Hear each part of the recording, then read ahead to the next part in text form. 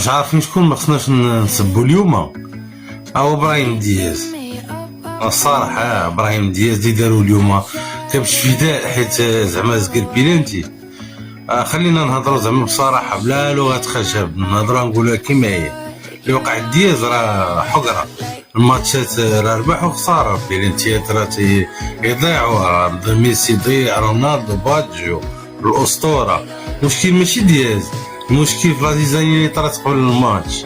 راه سان كومبلو كوليكتيف في بزاف ديال الدول. كل التصريحات حكا حنا خايفين من المغرب، حنا عادي المغرب، حنا عادي المغرب، لونطرينور مدهون دار داك الشو وداك الشيء. خصنا نشوفوها بحال هكا صراحه. الريزولتا فينال شنو هو؟ فوضى، تخريب، جمهور داخلين، اللي كاينين بزاف ديال الاطراف الشابكه داخلين في هادشي.